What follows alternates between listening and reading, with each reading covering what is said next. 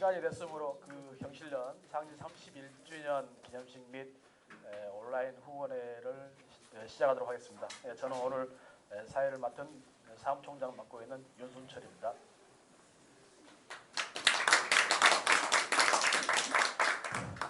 원래 저희 후원회는 큰 홀에서 이렇게 후원자들 모시고 해야 되는데 온라인으로 하려다 보니까 형 낯설어서요 지금 적응이 잘 안 되고 있습니다. 그러다 아마 올 1년 모든 분들이 힘들었을 것 같아요. 시민 분들도 힘들고 저희 회원님들도 힘들고 기업도 힘들고 많이 힘든 한 해가 된 것 같습니다. 그런데 이게 올해로 끝날 것 같지가 않고 내년까지 가지 않겠나 이렇게 생각을 합니다. 그래서 그렇더라도 저희 시민들의 힘이 항상 이 어려움을 힘을 합쳐서 극복해 왔기 때문에 곧 쉽게 극복되리라 이렇게 생각을 합니다. 저희 경실련 그 후원회는 이제 코로나19 감염병으로 인해 가지고 저희들이 지금 온라인으로 비대면으로 저희들이 좀 행사를 준비를 했습니다. 그래서 온라인에서는 지금 22일부터 27일까지 내일까지 경실련 홈페이지에서 진행을 하고 있고요. 오늘 행사는 약식으로 저희들이 공식 행사를 간략하게 준비했습니다. 지금 이 행사는 이 경실련 홈페이지에 있는 온라인 후원 사이트하고 경실련 유튜브에서 지금 생중계로 진행되고 있습니다. 그러면 올해 첫 순서로 그 초청일의 인사 말씀이 있습니다. 초청일의 인사 말씀은 경실련 공동대표를 맡고 계신 권영준 대표님께서 초청인의 인사 말씀을 해주시겠습니다. 권영준 대표님을 모시겠습니다.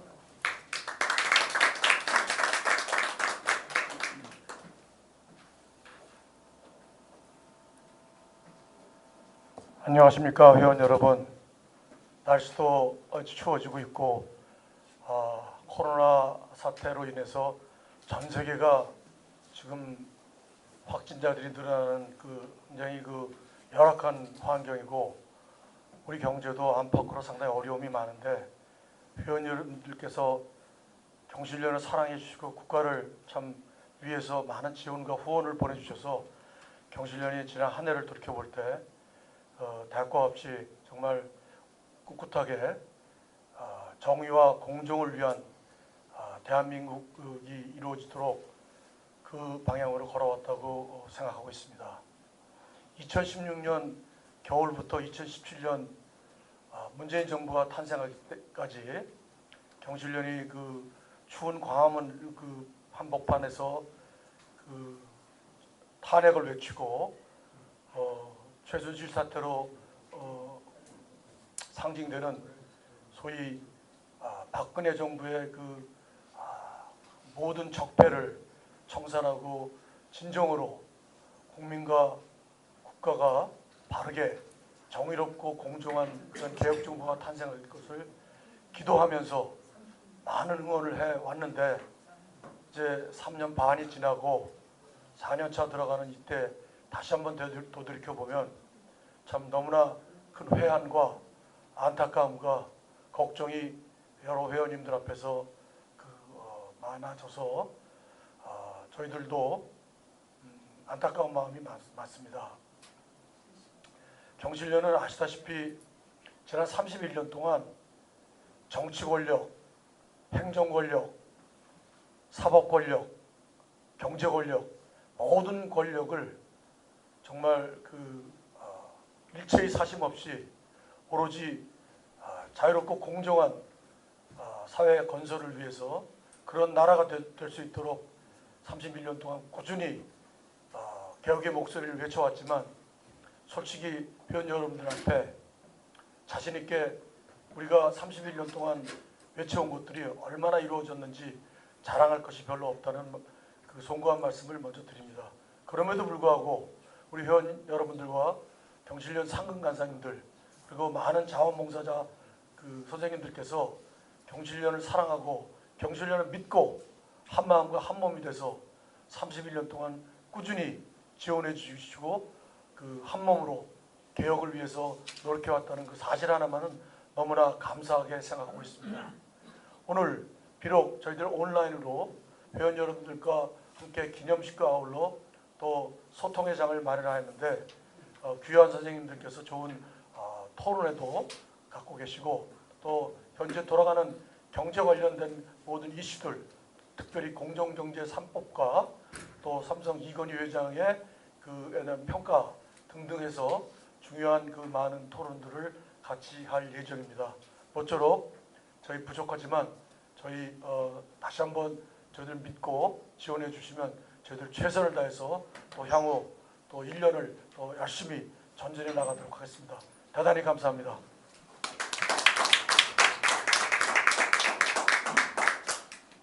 네, 권영준 대표님의 인사 말씀이었습니다.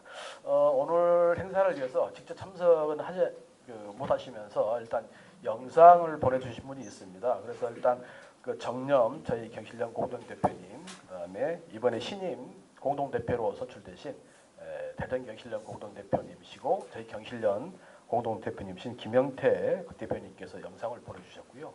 그리고 또 회원분들도 보내주셨습니다. 그래서 배동준 공매도 제도개선 주주모임 대표님, 그다음에 김모드 시민사회단체 연대회의 활동가, 그리고 대학로 예술인들께서도 저희 영상을 좀 보내주셨습니다. 축하 영상을 잠깐 시청하도록 하겠습니다.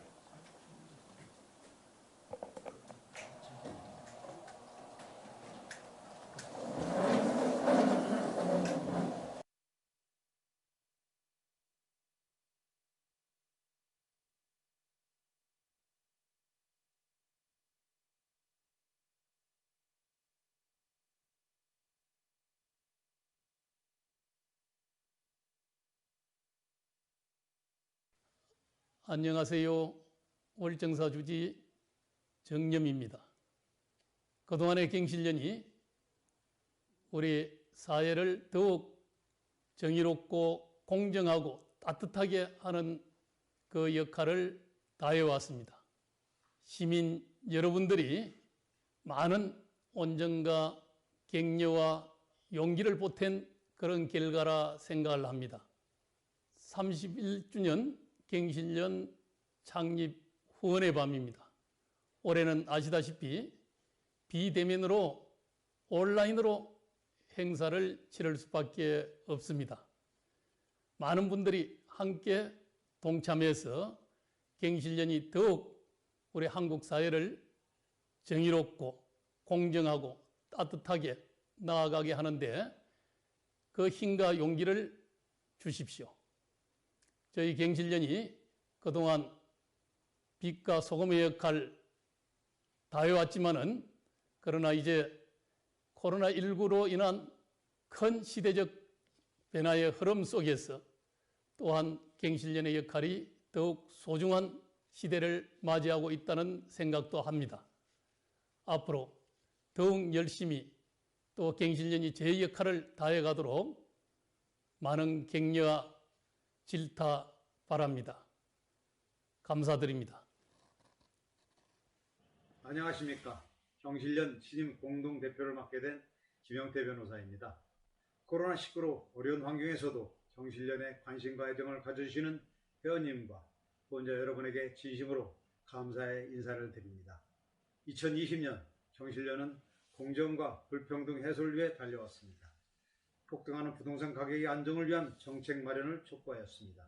재벌과 권력기관의 개혁, 민생안정과 일자리 창출, 공공의대 설립과 공공의료 확대 등을 위해 노력했습니다. 31년간의 대전 경실련 활동과 경험을 통해 앞으로도 경제정의와 사회정의를 위해 달려가겠습니다. 많은 격려와 지지를 부탁드리겠습니다. 감사합니다.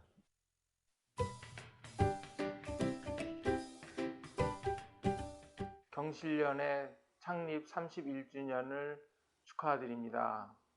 저는 경실련과 함께 2018년 4월부터 우리나라의 개인 투자자들을 위한 공매도 제도 개선과 권익 보호를 위해 함께 노력해 왔습니다. 그동안 적지 않은 성과를 낼 수 있었던 것은 경실련의 지원이 있었기 때문에 가능했다고 생각합니다. 앞으로도 대한민국의 시민사회를 이끌어가는 시민단체로서 경실련의 무한한 성장과 발전을 기원합니다. 네, 안녕하세요. 시민사회단체 연대의 김모두 활동가입니다. 31번째 맞는 경실련 창립 기념식 진심으로 축하드립니다. 아마 경실련이 없었다면 한국 사회의 경제 정의나 경제 민주화가 굉장히 어렵지 않았을까 생각을 합니다.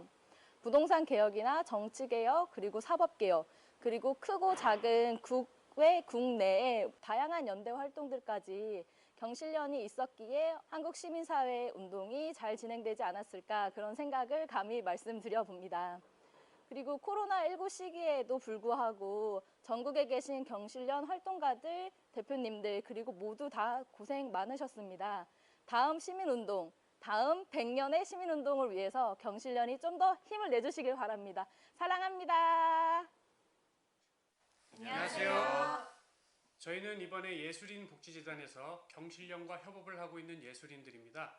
이번에 경실련 31주년을 맞이해서 축하의 의미를 담아 오행시를 지어봤습니다. 경실련의 31번째 생일을 축하드립니다. 실패와 역경에 굴하지 않고 묵묵히 걸어온 31년. 연대하고 공감하는 또 다른 길을 모색하는 31년이 되기를 기원하고 더 오랜 시간 일상 속 든든한 친구가 되시길 바랍니다. 다시 한번 경실련 31주년을 축하드립니다.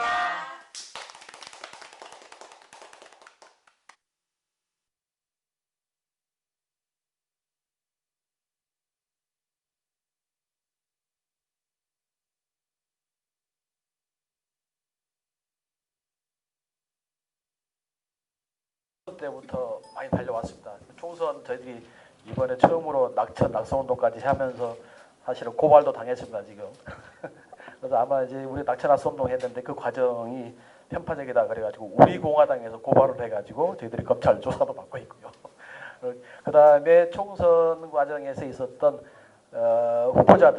후보자 시절에 중앙선관위에 신고한 재산과 당선 후에 재산 신고가 너무 차이가 크다 해가지고 저희들이 현재 지금 고발과 했는데 한 10명 정도가 지금 수사 중에 있고요. 현재 기소돼서 고발 중에 수사 중에 있습니다. 그리고 특히 올해 같은 경우는 이제 부동산 문제 저희들이 집중해서 했죠. 2, 3년 전부터 저희들이 두 가지 집중을 했습니다. 하나는 재벌개혁, 우리 경제 구조를 바꾸는 문제, 또 하나는 서민생활에 가장 민감했던 부동산 문제였습니다. 그래서 부동산 문제는 저희들이 계속적으로 가격 폭등의 문제, 통계 문제, 그 다음에 이 공직자들의 재산 소유에 있어서의 이 부동산 문제, 그 다음에 또 하나는 농지까지 저희들이 두루두루 지금 부동산 문제에서 좀 제기를 하고 있습니다. 그래서 이런 활동을 했고요. 그 다음에 코로나19 맞이해서 저희들이 올해 같은 경우에는 공공의료, 공공의대 설립 확충에 대한 집중적으로 좀 전개를 했고요. 마찬가지로 그 집단소송법 또는 이제 징벌배상제, 그 다음에 이제 아까 말씀 나왔지만 공매도 금지 이런 부분까지 저희들이 여러 가지 활동을 좀 했습니다. 그리고 특히 재벌개혁에서는 지금 최근 의결권 문제가 지금 이제 입법화가 되고 준비되고 있고요. 또 하나는 이제 그 CVC 그 벤처캐피탈, 기업형 벤처캐피탈 문제까지 있습니다. 지금 아마 이 문제는 재벌개혁 문제는 하반기에 이 국정감사 끝났기 때문에 입법 활동에서 경실련하고 국회하고 이 정부 쪽하고 많이 부딪힐 가능성이 있습니다. 그래서 올해 활동을 저희들이 잠깐 영상으로 담았습니다. 그 영상을 잠깐 보시도록 하겠습니다.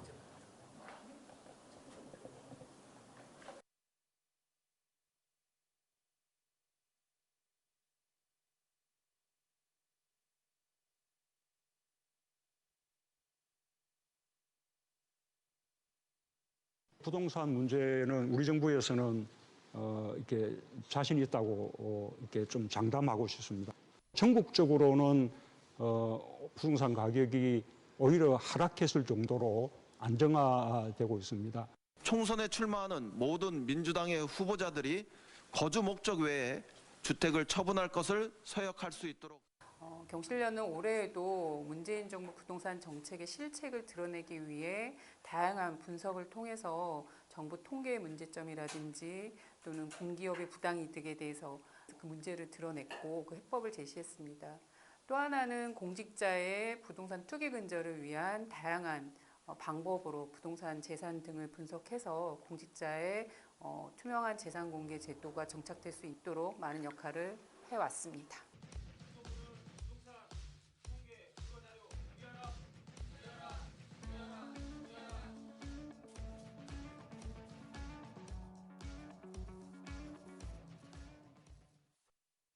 비상장 벤처기업의 창업주에게 일주당 최대 10개까지 복수결권 발행을 허용합니다. 최근 코로나19로 인한 경제 활력을 제고할 필요성이 매우 높아진 만큼 CVC를 일반 지주회사 체제 내에서도 활용할 수 있도록 하면서 네, 정부가 추진하고 있는 기업 주도형 벤처 캐피탈 그리고 차등 의결권 제도는 재벌의 경영권 세습이나 또 세습 자본, 경제력 집중에 악용될 수 있기 때문에 경실련은 이를 저지하기 위한 활동을 전개해 왔습니다. 경실련은 이제 이를 저지하기 위해서 여러 시민단체 등과 또 반대 국회의원들을 좀 규합해서 공동으로 좀 기자회견을 개최했고 또 공동토론회 이를 통해서 적극적으로 시민사회에 알리는 그러한 노력을 전개했고요. 또다시 여러 가지 또 종합적인 의견과 전문적인 의견을 모아서 국회에 이를 반드시 막아달라는 그런 이제 의견서를 제출해 왔습니다. 순서하겠습니다. 토론 시간 제가 내용을 정해야 될 것 같은데요. 먼저 발제는 재벌의 경제력 집중이 이렇게 심각해서 그나마 하나 남아있는 지주회사 규제마저 모두 없애겠다는 것이 CBC를 도입하겠다는 저희입니다. 고위공직자들이 여러 채의 집을 갖고 있다면 어떠한 정책을 내놓아도 국민들의 신뢰를 얻기가 어렵다. 총선 당시 신고한 재산과 지금의 신고 재산 사이에 차이가 나는 경우가 드러나고 있습니다. 황현 의원이 정무위 위원으로 삼성 관련 법안과 사안이 다루어지는 것은 공직자 이해 충돌이라는 측면에서 상당히 부적절합니다. 정책실에서는 올 한해 공직사회 개혁에 집중했습니다. 작년부터 전개해온 고위공직자 재산 공개를 통해 고위공직자들이 아파트값 상승으로 많은 시세 차익을 얻고 있음을 드러냈고, 최근 윤창현, 박덕흠 의원과 같이 많은 고위공직자들이 직무 수행 과정에서 사익을 추구하고 있다는 것이 드러나 이해충돌 방지법 제정운동을 전개할 예정입니다. 진지한 반성, 그 진지한 반성의 표현인 자진 사퇴 꼭 하시기 바랍니다. 참모 즉시 교체하라.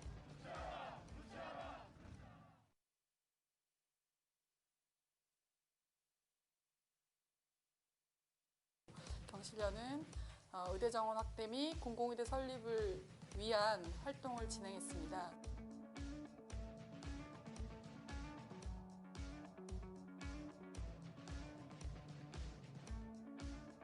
자치경찰 도입과 경찰의 민주적 통제에 대해서 주장을 해왔고, 그 부분에 대해서 방안도 국회와 함께 마련하면서 의견도 전달하는 일들을 해왔습니다.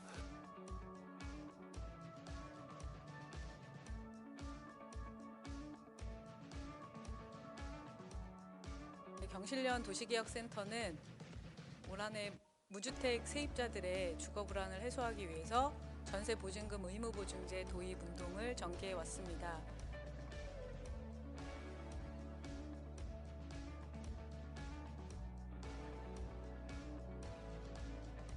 경실련은 시민의 편에서 정부 방안에 대한 비판, 정책 대안을 제시해 왔고, 그걸 전수 조사하고 비교하는 다양한 분석을 통해서 시민사회에 알리는 그러한 노력을 전개했고요.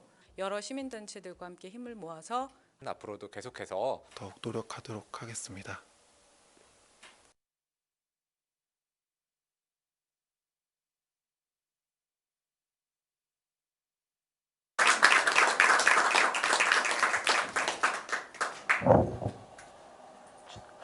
올 1년을 돌아보면 엄청 많이 한 것 같은데 영상으로는 별로 안 나온 것 같아요. 이게 편집의 기술 같습니다. 이번에는 특별한 시간입니다. 특별한 시간인데요. 저희들이 지금 그 31주년 매 1년마다 해서 저희들이 몇 가지 시상을 합니다. 그런데 올해는 지금 우리가 그 감사패하고 공모패를 저희들이 좀 준비를 했습니다. 그런데 감사패는 우리 이번에 신임 대표님이 선출되시면서 지난 2년간 경실련 공동대표로 활동하시던 모경주 대표님께서 이제 임기를 마치셨기 때문에 일단 감사패를 준비했고요. 그다음에 또 하나는 저희 경실련이 30년이 넘어가고 있습니다. 그래서 20년에 이 경실련 활동을 한 활동가들에게 저희들이 20주년이 되면은 저희들이 시상을 하고 있습니다. 그래서 뭐 본인은 물론 가족들에게까지 저희들이 좀 감사의 마음을 표하는 행사인데요. 그래서 올해는 지금 20년 시민운동가 공로패는 지금 2사람이 됐습니다. 그래서 심헌섭 강릉경실련 사무처장님이 있었고요. 또 하나는 중앙경실련의 윤철한 기획연대 국장님 2사람이 좀 되어 있습니다. 그래서 올해는 총 3분인데요. 그래서 나머지 그 강릉에 있는 목영주 대표님과 심헌섭 처장님은 오늘 그 개인 사정으로 참석을 못 하셨고요. 그래서 오늘은 한 분 이렇게 윤철 활동가 공로패를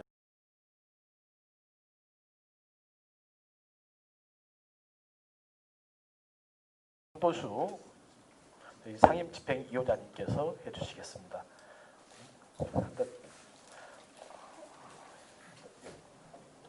윤철한 국장님 나오시죠.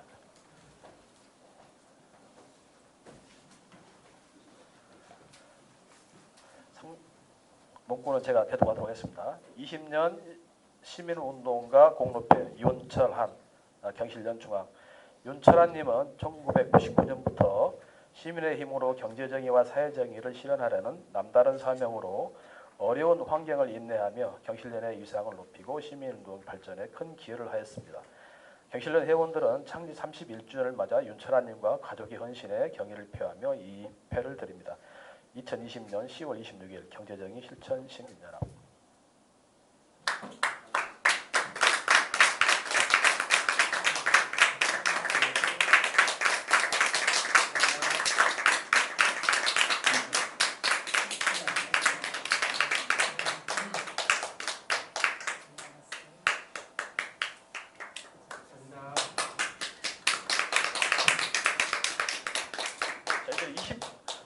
기업에서는 20년 하면 이렇게 순금 열쇠도 주고 하던데 저희들은 그걸 못 줍니다. 그래서 약소하게 조그만 한 이렇게 상패 하나 드리고 그다음에 이 가족과 함께 식사할 수 있는 정도의 비용만 저희들이 제공하고 있습니다. 다음 순서는 저희들이 지금 최근 이슈가 되는 이런 주제를 삼아서 저희 토크쇼를 준비했습니다. 주제는 이 최근에 논란이 되고 있는 공정경제 3법입니다. 사실 이제 이 법의 제출되면서 사실은 기업을 옥죄기하는 거냐 아니면 공정한 경제 룰을 만드는 거냐 논란이 있었습니다. 그래서 저희들이 이 문제를 경실련의 시각에서 어떻게 이 문제를 볼 것인지 이 문제를 회원님들과 함께 같이 논의해보는 시간을 간략하게 갖도록 저희들이 기획하였습니다. 일단 사회는 저희 경실련의 박상인 정책위원장님께서 해주시고 패널로는 이의영 경실련 중앙위원회 의장님, 그다음에 조현성 중소기업위원회 위원님, 그다음에 정지웅 시민입법위원회 변호사님께서 이렇게 해주시겠습니다. 네, 토크쇼를 간단한 토크쇼를 저희들이 준비했으니 같이 시청해 주시기 바랍니다.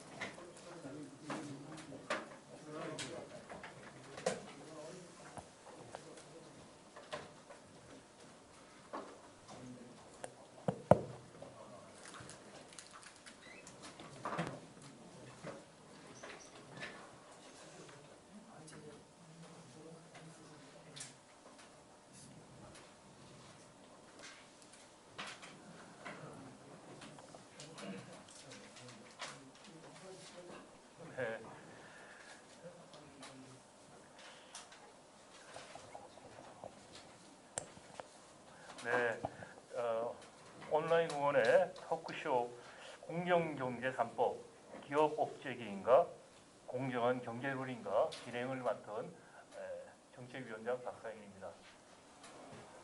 네, 세 분 오늘 패널 총장님께서 이미 소개하셔서 제가 간단하게 성함만 다시 한번 소개하겠습니다. 이이영 중앙위원회 의장이십니다.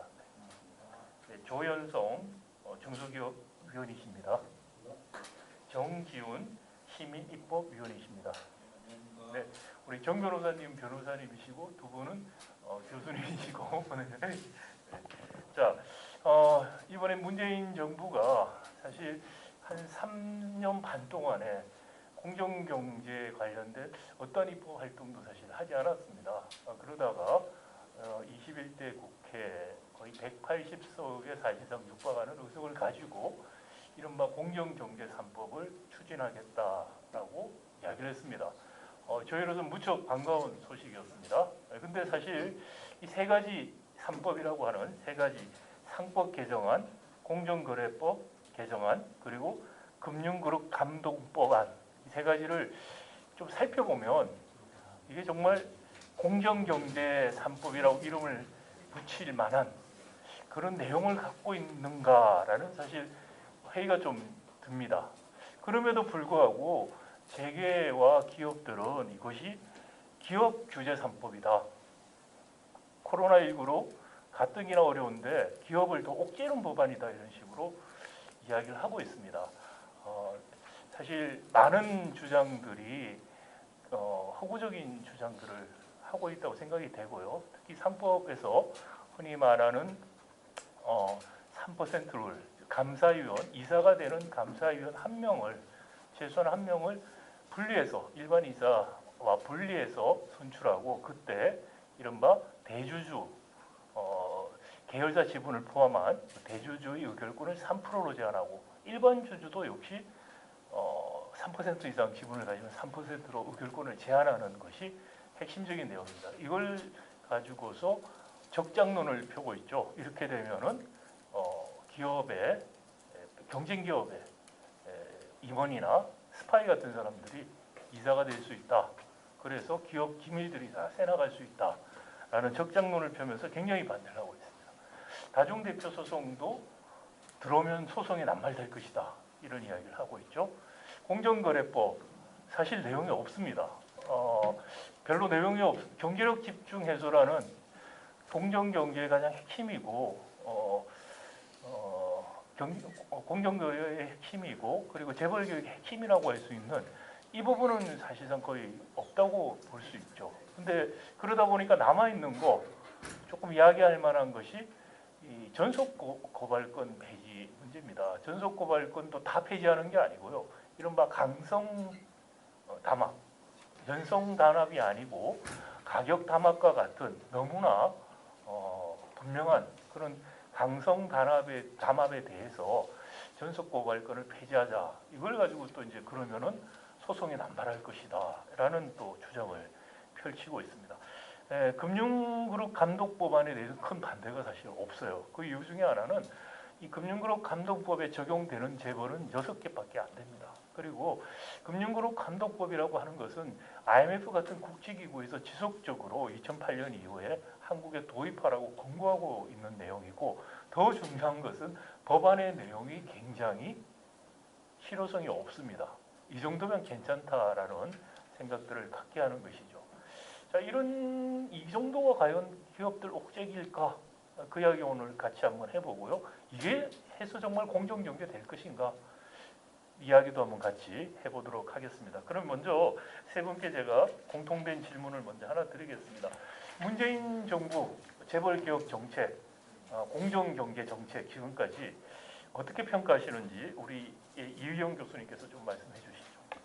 예, 많은 촛불혁명을 힘입어서 많은 시민들의 기대를 가지고 출범한 문재인 정부가 돌이켜보건대 재벌개혁 정책에 관한 한 다소 실망스럽다.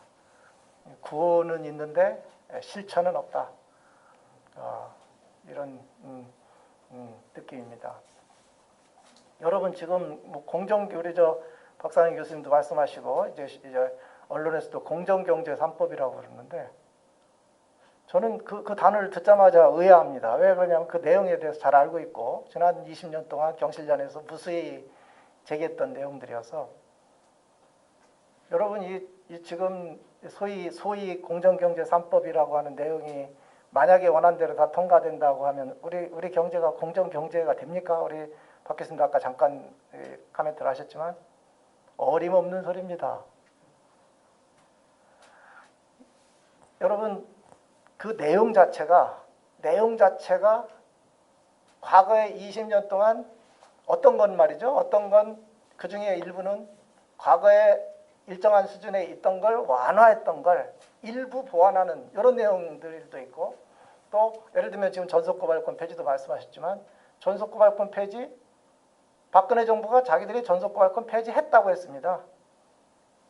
그런데 내용은 들여다보면 전속고발권 폐지가 아니라 공정위의 전속고발권을 폐지했다는 거예요. 그래서 일부는 뭐 중소기업 청장, 지금 이제 중소기업 부가 됐습니다만 일부는 중소기업 청장도 고발할 수 있고 뭐 일부는 뭐 조달청장이나 뭐 다른 경제부처장도 한 서너 군데 기관장이 할 수 있다는 거예요. 그 전속고발권 폐지입니까? 완전히 눈 가리고 아웅했던 거예요. 근데 지금 이제 와서 다시 전속고발권 폐지하겠다고 그러지만 무슨 전속고발권을 폐지한다는 건지 경선 카르텔은 전 세계적으로 모두 다 불법입니다. 그거는 공정위가 거꾸로 의무고발제를 도입을 해서 의무고발을 해야 될 내용이에요. 경선 카르텔 경쟁 자체를 배제하는 거기 때문에 역으로 지금 이 정부가 공정경제 3법에서 이야기하는 경선 카르텔에 대한 전속고발권 폐지는 공정위 의무고발제로 하고 여타 주요한 이 것들에 대해서 전속고발권 폐지를 해도 이제 미국이나 유럽의 소위 자본주의가 좀 더 앞서 있다고 하는 나라들에 비하면 매우 미미한 수준에 이르는 거예요. 그런데 이게 무슨 공정경제 3법입니까? 지금이라도 이거 그냥 뭐 기업 관련 3법 뭐 이 정도로 명명을 해야 됩니다. 지금 이 공정경제 3법도 그렇고 또 재계에서 제기하는 또 정부에서 이야기하는 용어들이 여론전을 의식해서 하는 용어들이 너무 많습니다. 이미 전선이 이 시장경제나 또 이 재벌개혁과 관련해서 이미 매우 전선이 후퇴한 상황에서 전선이 형성돼 있어요. 하지도 않고 한다고 합니다. 한 말씀만 더 드리면 좀 길어집니다만 지금 이제 의석이 180석 우리가 이야기합니다. 여러분 지금 코로나19에 경제적 침체가 매우 걱정되는 상황이 있다고 합니다. 이 상황은 그래서 이 정부가 지금 한국형 뉴딜이라는 정책을 내세웠어요. 뉴딜은요 일반 용어지만 고유 명사와 같습니다. 보통 명사면서 동시에 고유 명사예요. 뉴딜 그러면 여러분 다 떠오르는 정책이 있습니다. 그게 세계 대공황 상황에서 루즈벨트 대통령이 내세운 뉴딜이에요. 한국판 뉴딜이면 루즈벨트 대통령의 그 뉴딜 정책을 벤치마킹하겠다라는 의도가 있었던 것이고 또 있든 없든 모든 국민들이 그렇게 알고 있습니다. 여러분 미국 경제사 교과서에 보면 뭐 교과서뿐만 아니라 그 당시의 역사 기록들이 다 그렇습니다만 루즈벨트 대통령이 세계 대공황을 극복하기 위해서 개혁 법안에 무수히 재계의 로비와 재계의 저항에도 불구하고 무수히 많은 장벽을 뚫고 개혁 법안을 추진해 갔는데 경제사들이 이렇게 적혀 있습니다. 내가 직접 봤어요. 1일 평균 한 건 이상의 개혁 입법을 했다는 거예요. 입법을. 정책을 제안을 했다는 게 아니고 입법 완료한 게 그 경제 대공황의 그 초기의 그 재임 기간에 하루 한 건씩 개혁 입법을 입법했다는 거예요. 이 정부가 지금 20대 국회 되기 전까지 뭐 야당의 반대 어쩌고 그러는데 지금 정기국회 기간만 해도 이미 국회가 시작된 지 임기가 시작된 지 오래됐죠. 정기국회가 지금 언젠데 뭐 국정감사네 정치적 언어만 난무하지 하루에 한 건씩 입법하고 있습니까? 한국형 뉴딜을 하려면 개혁 입법을 같이 이 의석이 됐는데 뭘 하고 있는 건지 모르겠습니다. 특히 이 오늘의 주제인 공정경제 3법은 이거 다 해도 우리 경제 공정경제 되지 않습니다. 이상입니다. 네, 감사합니다. 우리 중소기업인과 입장에서 문재인 정부 이른바 공정경제 그리고 혁신성장, 소득주도의 성장 제가 지금 포괄적으로 한번 평가를 좀 해주시면 좋을 것 같습니다. 예, 알겠습니다. 이게 첫 번째 질문 이제 끝 부분이 이제 문재인 정부의 그간의 재벌개혁 정책을 어떻게 보십니까? 이렇게 되는데 사실 이게 이제 볼 게 없는 게 재벌개혁 정책을 한 게 없어요 지금까지. 전혀 한 게 없다는 거죠. 그냥 이번 정부 들어서 갖고 지금 하고 바뀐 게 별로 없어요. 바뀐 게 별로 없는데 이게 지금 이번에 나온 게 상법 개정안인데 이 누가 이름을 붙였는지 이게 이제 공정경제 3법 이거는 이제 공식 법안 이름이 아니지 않습니까? 지금 제가 알기로는. 그러니까 여기다가 이거를 붙인 게 여당이고 뭐 이거를 반대하는 게 야당이고 이거는 모르겠는데 둘 다 이제 한 통속이라고 볼 수밖에 없는 게 프레임 자체를 이렇게 공정경제라고 건 거예요. 전혀 지금 공정하지가 않다고요. 그리고 여기 뭐 소득주도 성장이 이 돈 있으면 좋은 거죠, 이거. 그렇게 쭉 왔고 혁신 성장을 하려면은 기본적으로 시장을 페어하게 만들어놔야 되는데 페어하다라고 하는 거는 지금까지 공평하다는 거니까 대기업 중심의 왜곡된 경제 구조를 바꿔가지고 기울어진 운동장을 수평으로 만들어놔야 되는데 거기에 다다르는 어떠한 제재나 엄혹한 그러니까 쉽게 말하면 공정한 법 집행을 하지 않았어요. 그러니까 계속해서 기울어진 축구장인데 이 대기업 집단은 저 위에서 이제 꽁 찬다고요. 그럼 밑에서 신나게 불고 올라와자 발만 띡 구르면 공이 다 내려갈 거 아닙니까? 이런 일을 계속 반복하게 되니까 혁신이라는 게 나타날 수가 없어요. 불가능한 거죠. 그러니까 마이클 포터 같은 사람들도 그 산업적인 그 연구를 할 때 정부가 왜 이런 문제에 민감해야 되느냐고 얘기를 하게 되면 페어한 경쟁 환경을 만들어 놔야지 내가 잘못하면 죽을 수도 있으니까 혁신을 한다 이렇게 되는데 우리는 이제 너무 세월이 좋은 거죠 거기에 비해서. 근데 그 마찬가지로 공정경제 정책도 이 관련 법안이 이번 이게 처음인 걸로 알고 있는데 지금 180석 의석된 지가 지금 올해 4월이니까 벌써 한참 지났다고 봐야 되는 거고 그리고 이번 정부가 들어설 때 뭐 처음에 이제 그런 얘기 하지 않습니까? 과정은 뭐 어떻고 뭐 결과는 어떻고 뭐 기억도 안 나는데 그게 참 보면은 사람들이 이게 안 웃을 수가 없어요. 지금까지 돌아온 걸 보면 그 된 거 하나도 없죠. 부동산 대학고 땅값 겁내 뛰었죠.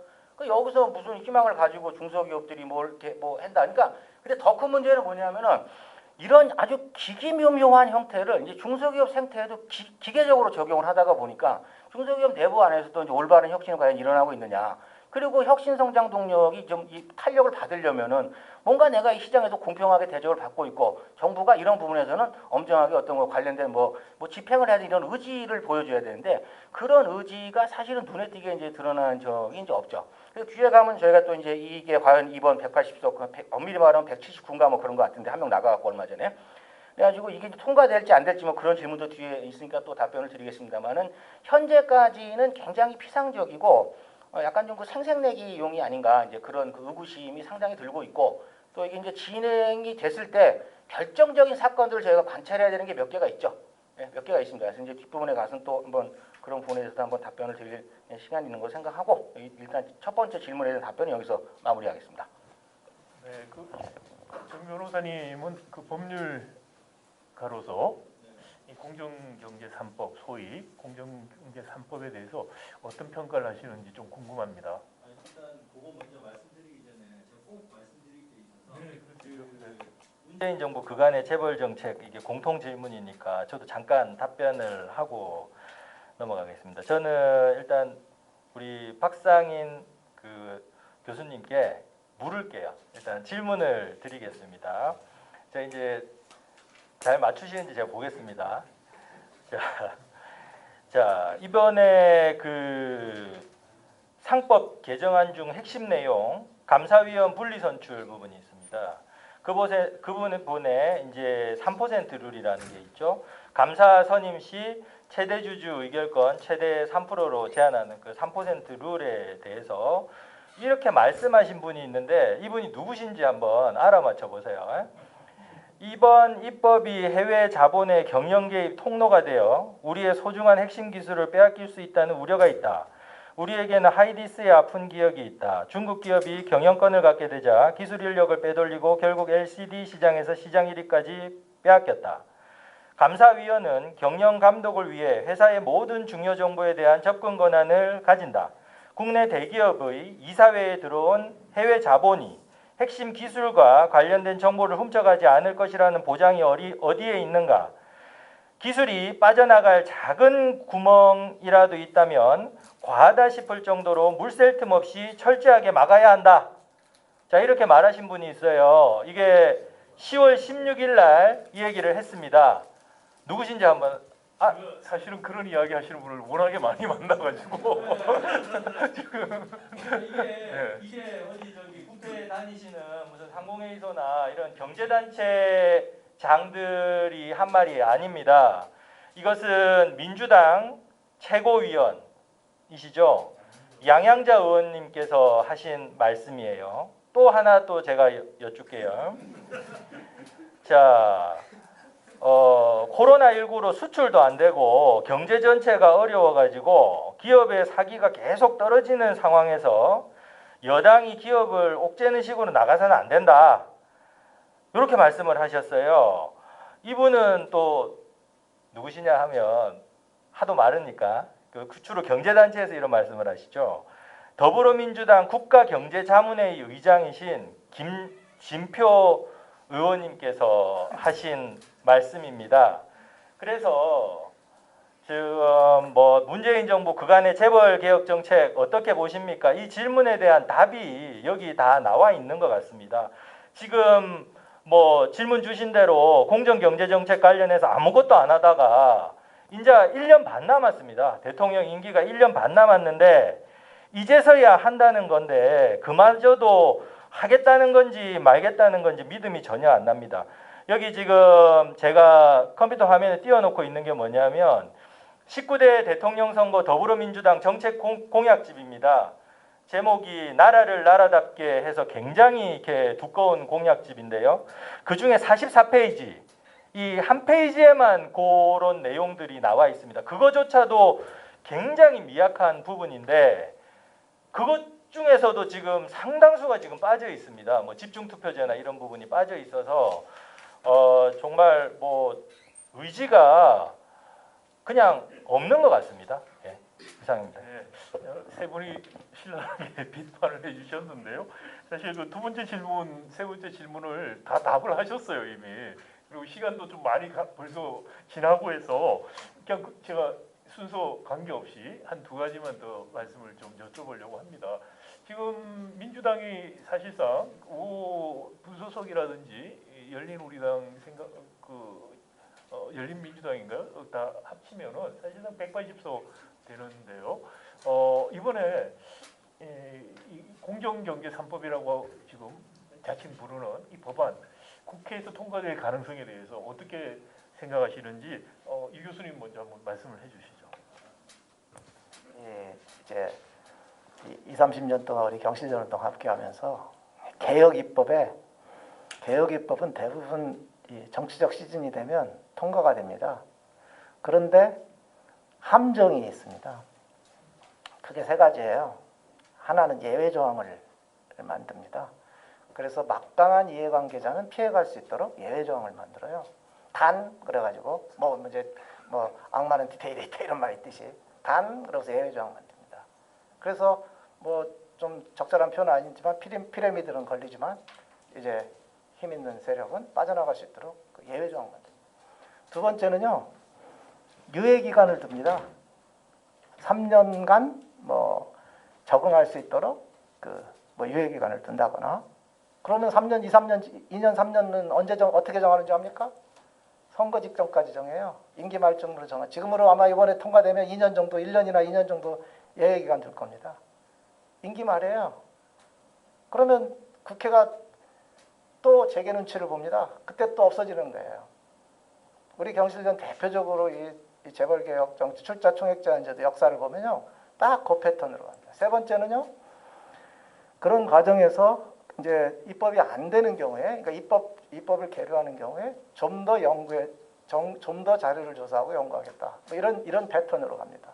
이번에도 내가 볼 때는 일단 모양새는 갖출 거라고 보여집니다. 그러나 실속이 있을런지 아까 말씀드린 것처럼 이게 원안대로 다 통과돼도 그렇게 대단한 법도 아닌데 그나마 이제 그 단적인 예가 피해가는 단적인 예 아까도 예를 들었지만 전속고발권 폐지예요. 완전히 쏘갔어요.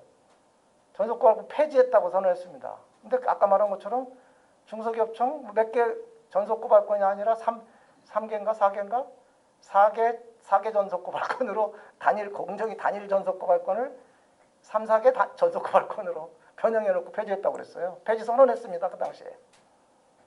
이번에도 어떻게 하는지 모르죠. 이상입니다. 네. 우리 조 교수님 어떻게 생각하시나요? 예, 이게 저는 좀 통과될 건지에 대한 가능성도 중요하지만 어차피 뭐 이게 기왕에 생중계되고 있는 마당에 반드시 통과를 시키라고 이야기를 하고 싶습니다. 최소한 이 정도는 반드시 통과를 시켜야지. 이거 앞에 몇 개 대충 뭐 머리 떼가지고 통과시킨 다음에 공정경제했다. 이렇게 이제 또 그러면 안 되지 않습니까? 그래서 이거 자체에 대한 수위도 이제 언론에 나온 거를 쭉 좀 보면은 이게 그러니까 이제 그런 거죠. 예를 들어 가지고 뭐 사익 편취 관련해 가지고는 지금 우리가 이제 총수일가 지분 30%에서 20%로 낮춘 경우도 쉽게 말하면 이게 사익 편취 이제 대상으로 확대하겠다. 라고 하니까 요거 아마 그런 회사 있어요. 실어 나르는 회사. 예. 상당히 지금 긴장하고 있을 겁니다. 긴장하고 있는데 이제 이런 게 전형적인 이제 캡티브 마켓이라고 볼 수 있죠. 그러니까 의존형 시장이에요. 그러니까 이런 시장이 왜곡된 시장인데 이걸 자꾸 놔두면은 기업들이 노력을 안 해요. 노력할 이유가 없죠. 나는 가만히 앉아 있어도 일감이 생기는데. 그러니까 이제 이걸 가지고 온갖 편법 승계를 한 사례들은 뭐 여러 가지가 있지 않습니까? 오늘 얘기를 하지 않더라도. 그러니까 뭐 이런 게 기본이고 그다음에 뭐 감사위원 분리선임 이거는 이게 뭐 반대 논리를 보면 설명을 듣고 있으면 웃음밖에 안 나와요. 왜냐면 감사의 역할 자체가 이게 쉽게 말하면 대주주 중심으로 뭔가 기기미묘한 의사결정이 왜곡돼 갖고 발생하는지 이게 전체 주주에게 어떤 피해를 주는지 안 주는지 이런 걸 엄정하게 감독해라 뭐 이건데 이거를 할 때 뭐 대주주의 의견이 배제돼야 되는 거예요. 배제돼야 되는데 그게 배제가 됨으로써 그다음에 외국 자본이 들어온다는 건지 이런 얘기를 자꾸 하는데 물론 그 후자에 대한 우려에 대해서 뭐 제가 여기서 뭐 이렇게 딱 뭐라고 말씀드리기는 어렵습니다만 전자만 우선 놓고 봤을 때는 이 감사위원 자체는 당연히 분리선임 되는 것이 이게 어떻게 보면 좀 정상적인 자본주의에 더 맞지 않나 이제 이런 생각을 한번 해보는 거고요.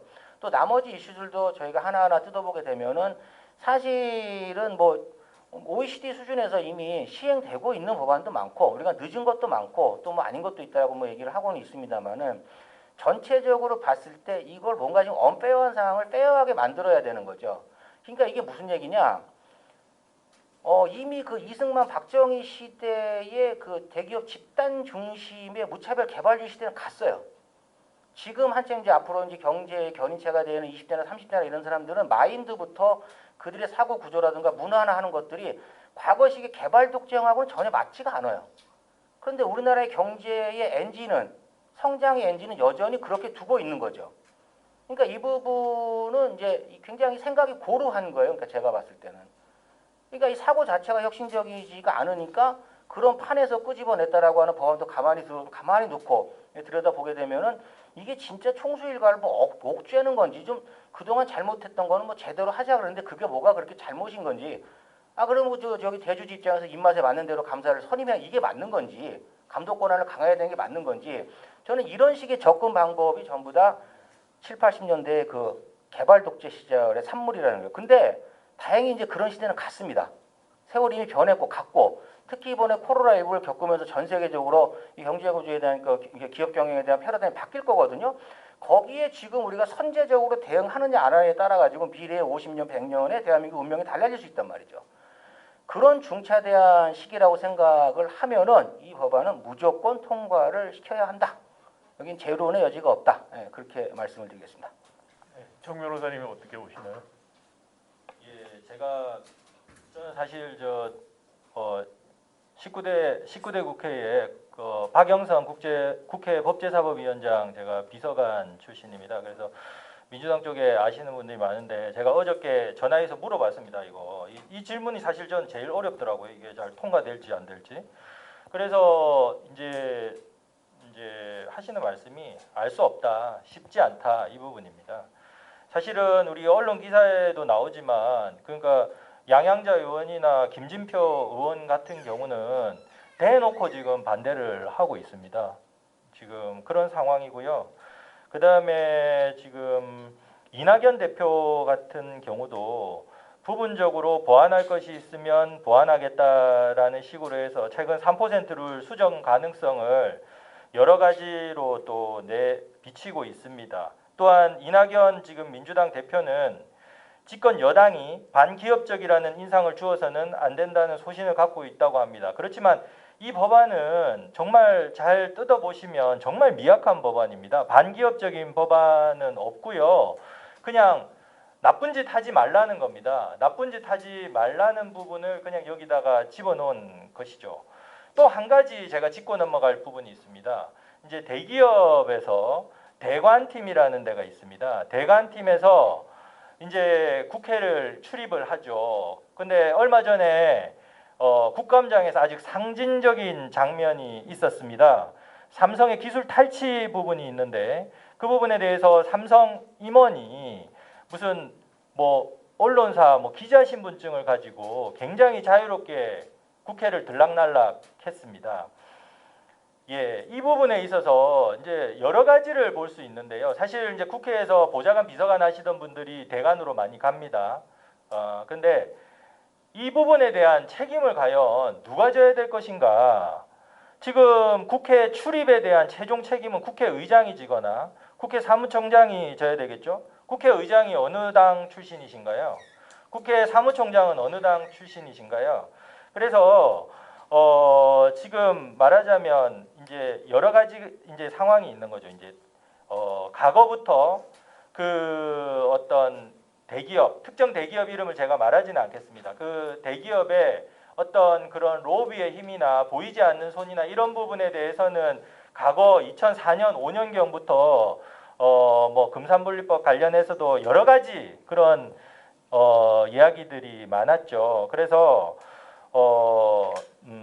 제가 이제 마지막으로 드리고 싶은 말씀은 이겁니다. 지금이 제일 어떻게 보면 적기일 수가 있겠다. 그러니까 말하자면 삼성이나 이런 부분에 있어서도 여러 가지 사정으로 인해서 요즘 굉장히 좀 조심할 것으로 보이고요. 그래서 지금이 참으로 적기다. 그래서 좀 더 힘을 모아서 항상 법안 과정에서 완전한 만족이 어디 있겠습니까? 반걸음이라도 한 걸음이라도 나갈 수 있도록 지금 좀 우리가 집중해서 더 해야 되겠다 이런 생각을 합니다. 감사합니다. 제가 그 감사위원 분리선출에 대해서 그 재계에서 이른바 적장론 펼치면서 가장 심하게 반대를 한다고 말씀을 드렸는데 사실 굉장히 근거가 없습니다. 왜냐하면은 그 감사위원을 분리선출하는 것은 과거에 우리 상법에서 감사를 분리선출하던 데서부터 시작이 돼서 오고 있습니다. 그게 97년 외환위기 이후에 일정 규모가 이상이 되면 감사가 아닌 감사위원을 두게 하면서 법에 이제 남은 부분인데 거의 2008년인가 9년에 상법 개정을 하면서 분리선출을 하지 않아도 되는 것으로 바뀌어버려서 분리선출을 안 하게 된 것입니다. 사실은. 근데 기본 아이디어는 감사위원은 감사 역할을 사실 하기 때문에 일종의 집행을 하는 집행임원이나 집행이사에 대해서 선수라면은 이분들이 감독의 심판의 역할을 하는 것이죠. 근데 우리가 총수가 사실상 경영을 다 장악하고 거기에다가 심판 역할을 해야 되는 감사까지 다 임명을 하다 보니까 이사회의 기능이 작동이 안 된다는 거죠. 그래서 감사위원 분리선출안이 나온 것이죠. 이게 외국에 입법례가 없다 이런 이야기를 하는데 맞습니다. 근데 한국의 재벌이라는 이런 특수한 상황도 OECD 선진국에서는 없는 상황입니다. 최소한의 심판 한 명이라도 좀 총수인가의 입김에서 벗어난 사람을 뽑자는 아이디어입니다. 근데 그렇게 뽑으면은 외국의 해치펀드가 뭐 사람을 데리고 와서 앉힌다라는 이야기를 하는데 금융기관들은 이미 3% 룰을 적용해서 감사위원 한 명 뽑고 있습니다. 그럼에도 불구하고 적장이 들어와서 기술을 탈취하거나 기업 기밀을 훔쳐간 적 한 번도 없습니다. 그런 이야기 한 적 한 번도 없어요. 그리고 사실 기술 탈취 이런 거가 일어난다면 지금 대기업들 같은 경우 외국 임원들이라든지 외국 직원들 그리고 한국 직원인데 해외로 그 다른 경쟁 기업으로 이직하는 분들이 훨씬 많아요. 그런 루트를 통해서 기술 탈취를 하면 훨씬 더 가능성이 많습니다. 그래서 이게 적장론이라는 게 사실 말이 안 되는 억지라고 생각이 되고요. 대통령 공약은 감사위원 전원을 분리선출하는 거였습니다. 근데 거기서 한참 뒤로 물러서서 감사위원이 보통 3명 이상 되는데 1명만 하라는 거죠. 그러면 실효성이 저는 있을까? 이걸 가지고도 이렇게 반대를 하는 걸 보면은 정말 앞길이 참 만만치가 않다는 우려가 되고요. 저는 이게 공정경제 3법이라는 프레임에서 제일 걱정하는 것이 별 내용이 없어요. 저는 이거 한다고 해서 정말 얼마나 바뀔까라는 생각을 하는데 문제는 이것을 굉장히 뭘 하는 것처럼 공정경제를 하는 것처럼 부풀려고 재벌들이나 재계는 죽어라고 반대하는 모양을 취하고 그리고는 테이블 밑으로는 정말 중요한 반개혁적이고 친재벌적인 입법을 쓱 해버리려고 하는 거죠. 그 대표적인 것이 벤처 기업에게 복수 결권, 차등 의견권을 주는 법안을 지금 추진하고 있습니다. 이게 사실 공정경제 3법이라는 이 3법보다도 한국 재벌에 미치는 경제에 미치는 효과가 훨씬 큽니다. 한번 복수 의결권 도입을 시켜놓으면은 그 이제 재벌들이 당장에 못 쓰게 몇 개 이 파이어월 같이 장벽을 쌓아놨습니다. 하나씩 한두 개만 재벌들 그 장벽을 풀어줘 버리면은 복수 의결권은 4세 재벌 세습을 할 수 있는 제도적 장치가 될 가능성이 굉장히 큽니다. 그런 중요한 법안에 대한 국민들 관심을 숨기는 역기능하는 게 두렵습니다. 아마 문재인 정부의 반 공정경제 3법, 친재벌 3법, 그러면 인터넷 전문은행 특례법, 그리고 기업 주도형 벤처 캐피탈 CBC, 그리고 가장 중요한 복수 의결권, 차등 의결권 제도라고 생각합니다. 이 세 가지가 통과되면은 공정거래법 3법이라고 지금 말하는 것은 통과되는 것과 무게가 다릅니다. 정말 중요한 것은 감춰져 있고 그다지 중요하지 않은 것으로 왜 이렇게 난리를 부리는가 참 답답한 마음이 크고요. 정말 관심을 가져야 될 때, 네, 그래서 정말 관심을 가지는데 이쪽을 떠들서 가게 놓고 자기 하고 싶은 거. 네, 제가 사회를 보면서 너무 말씀을 많이 드렸네요. 자, 시간도 많이 지나서 마지막으로 세 분이 이 재벌 개혁 또 반재벌 개혁에 대한 그 책동을 막기 위해서 우리 경실련이 시민단체가 그리고 국민들이 어떻게 해야 될 것인가 좋은 지혜를 한 번씩 모아주시면 좋겠습니다. 이 교수님 먼저 하시죠. 저부터 했으니까 이번에는 먼저 하시죠. 예, 지금 이제 질문이 그거죠. 어떻게 하면 보다 더 국민들의 관심을 높일 수 있을 것인가 이것입니다.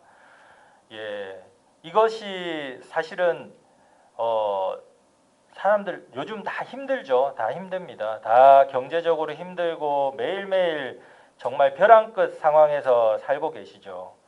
근데 지금 우리가 재벌 개혁을 얘기하고 뭐 지배구조를 얘기하고 이런 내용이 나와는 무관하지 않다는 사실, 내 주머니에서 내 가족의 주머니에서 상당수의 피해가 발생할 수 있다는, 돈이 나갈 수 있다는 그 사실, 거기서부터 이야기가 시작되어야 된다고 봅니다.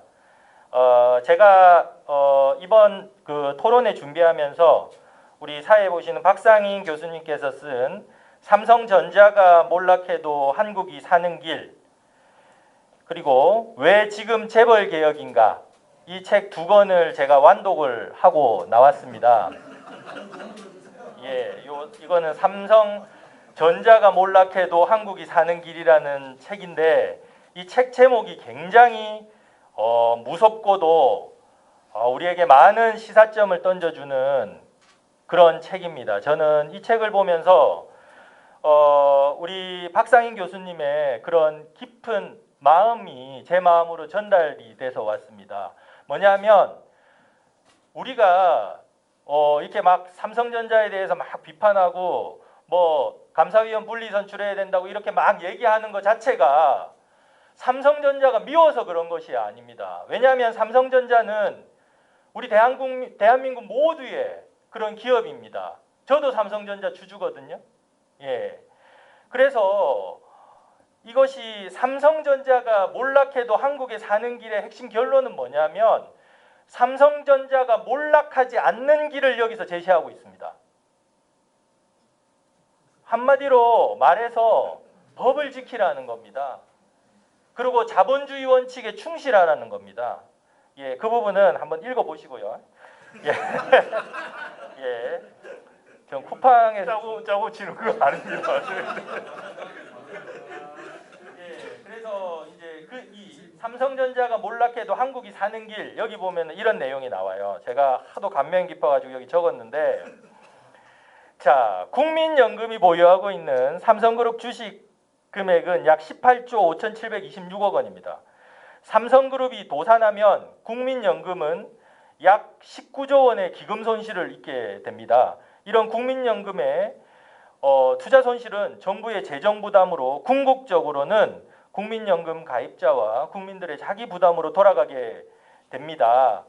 그래서 공정경제, 재벌개혁 제대로 추진해서 우리의 대기업들 지속 가능하게 서스테이너블하게 존재하고 발전할 수 있도록 건강해질 수 있도록 그렇게 해야 된다. 이것을 국민들에게 알려나가야 된다. 이렇게 생각을 합니다. 예.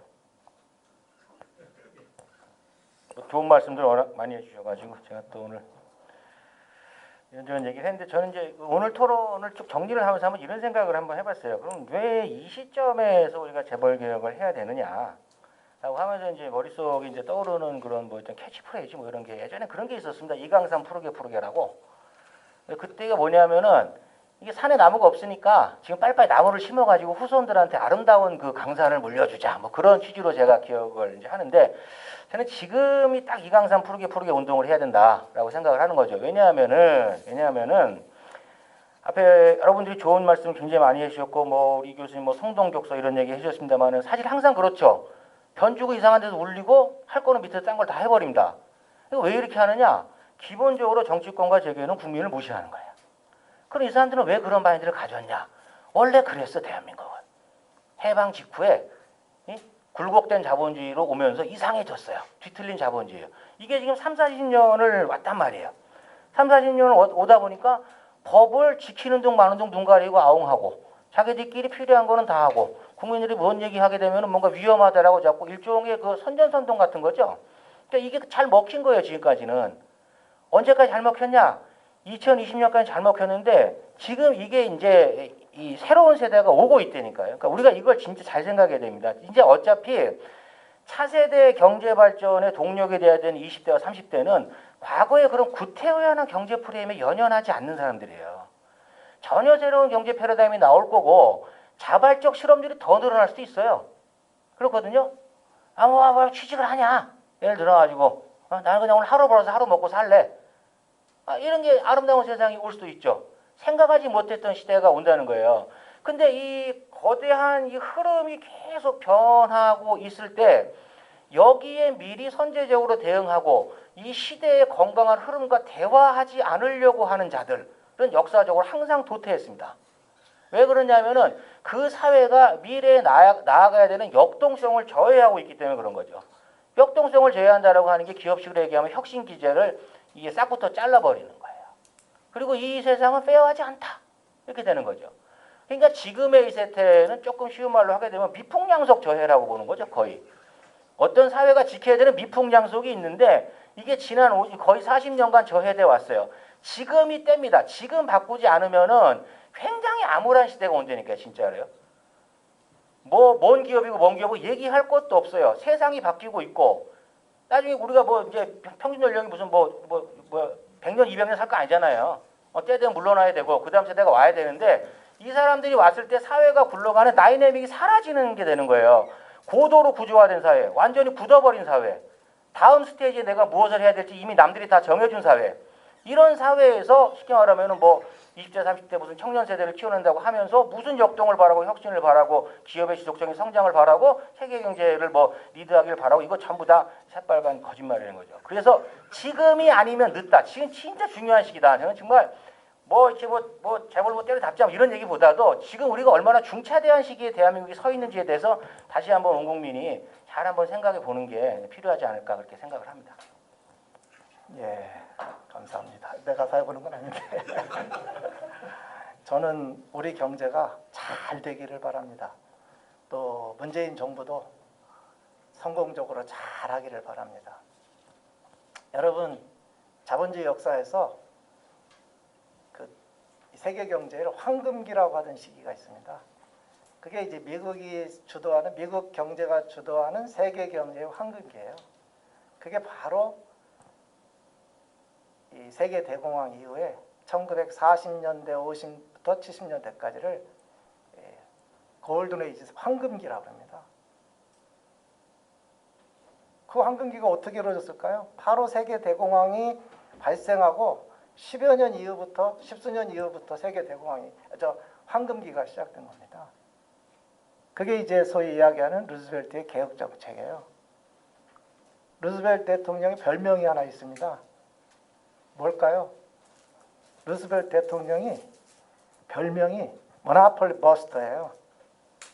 독점 파괴자예요. 독점 파괴자. 우리식으로 이렇게 뭐라 그러나 의역해서 설명하면 재벌 해체론자입니다. 대통령이 그 어려운 경제 위기 상황에서 별명이 모노폴리 버스터, 재벌 해체론자였어요.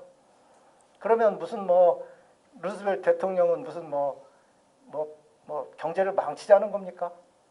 반기업 정서에 우리식으로 표현해서 반기업 정서가 가득한 무슨 진보 뭡니까 뭐라 그러나 뭐라 그러지 무슨 반기업 투사입니까?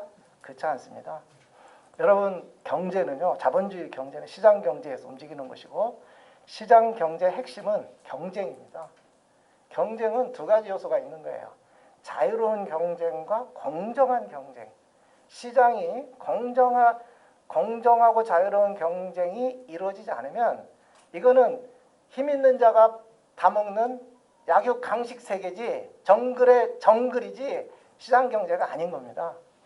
루즈벨트가 미국 대통령 중에서 가장 전 세계적으로 추앙을 받는 건 바로 시장 경제의 공정한 경쟁 질서를 바로잡았다는 거예요. 그 당시에 미국의 뉴딜을 나보고 한마디로 평가하라고 그러면 저는 경제 구조개혁과 사회안전망 확충이다 이렇게 표현합니다.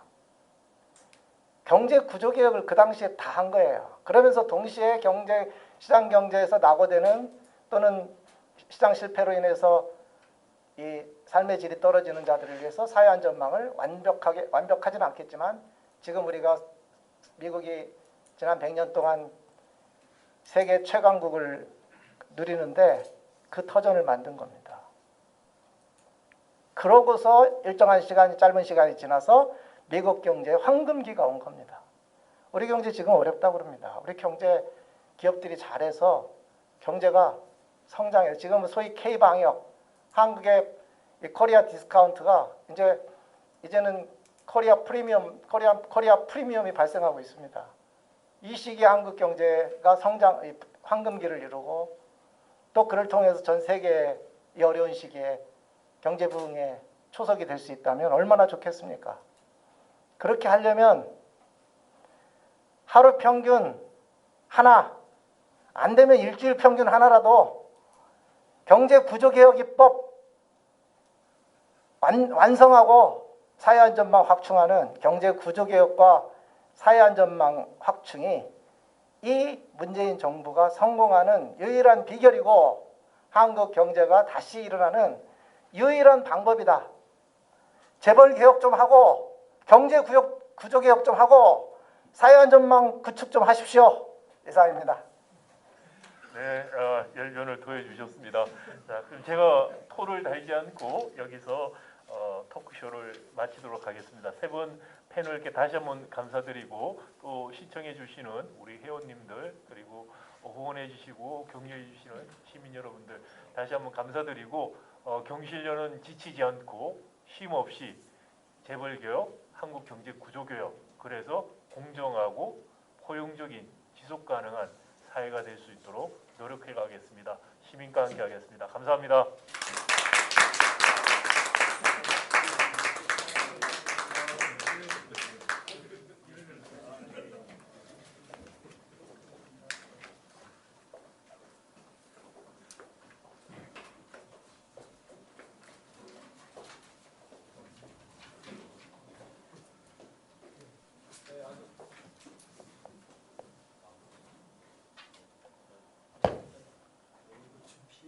아니요, 괜찮습니다. 네. 원래 온라인으로 하면 이런 맛이죠. 아마 이제 토론회를 봤습니다. 이제 경제정의하고 이 재벌개혁에 대한 기본 개념을 잘 잡아주신 것 같아요. 그런 것 같고, 근데 보니까는 본의 아니게 책 선전도 하셔가지고 박사님 교수님은 후원금 2배 내셔야겠네. 아마 책 인쇄로 내셔도 됩니다. 네, 아주 고맙습니다. 그리고 이게 토론회가 아니라 이게 토크쇼로 하는 게 훨씬 재밌네요. 이게 딱딱했는데 이게 워낙에 이제 가끔 선동도 하시고 어떻게 훈계도 하시고 이게 좋을 수도 있는데 매우 좋습니다. 그래서 앞으로 경실련 토론회도 아마 토크쇼 비슷하게 가야 될 것 같아요. 네. 시간이 좀 지났는데 그래서 이게 마지막 순서로 이제 그 동안에 오늘 쭉 저희들 행사를 준비했습니다만 아마 많이 미진할 것 같습니다. 그렇더라도 후원해주신 시민 여러분, 회원님들 대신해서 아마 그 감사의 인사를 해주시겠습니다. 아마 감사의 인사는 지금 경실련의 최고 의결기구죠. 경실련 중앙위원회 이의영 의장님께서 해주시겠습니다.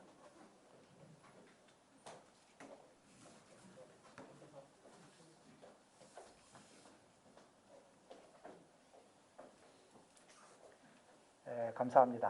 혼자 서 있으니까 마스크를 잠깐 벗도록 하겠습니다. 네, 오늘 이렇게 다 같이 모이지 못하고 이제 방역의 지침에 충실해서 소수의 인원이 모여서 온라인으로 후원회를 진행했습니다. 이 온라인 후원회에 함께해 주신 우리 회원님들과 또 후원자님들께 진심으로 다시 한번 감사드립니다. 우리 경실련은 경제정의와 사회정의를 기치로 해서 비정파성과 합법적 시민운동을 지향합니다. 실사구시와 정책 대안운동을 지향합니다. 좌로나 우로 치우치지 않고 균형과 조화, 성장과 이 사회복지를 함께 가는, 성장과 분배를 함께 가는 균형 있는 시민운동을 지향합니다. 이것이야말로 우리 경제가 나아가야 할 방향이고 시민운동인 경실련뿐만 아니라 여당도 또 소위 보수를 이야기하는 야당도 그리고 문재인 정부도 나아가서 많은 정책 연구기관들과 또 기업인들 또 공공기관에 계시는 분들까지 또 공무원들도 이 정신으로 우리나라가 함께 가야 된다고 생각합니다. 여러분 앞으로도 많이 지지해 주시고 많이 성원해 주시기 바랍니다. 대단히 감사합니다.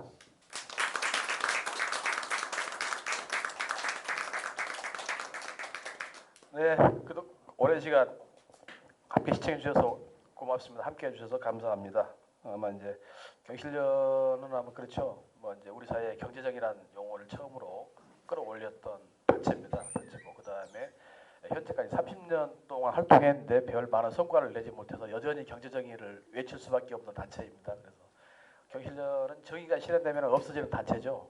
그렇게 봅니다. 저희들은. 그래서 더욱더 경실련이 우리 사회에 정의가 넘치도록 시민분들과 서민들이 등 따숩고 밥 잘 먹고 살 수 있도록 그런 사회를 경실련이 좀 지향하고 있습니다. 그래서 그런 사회를 위해서 더 열심히 하겠습니다. 앞으로도 경실련의 활동을 지켜봐 주시고 또 후원해 주시기 바랍니다. 그래서 아마 더 열심히 해야겠습니다.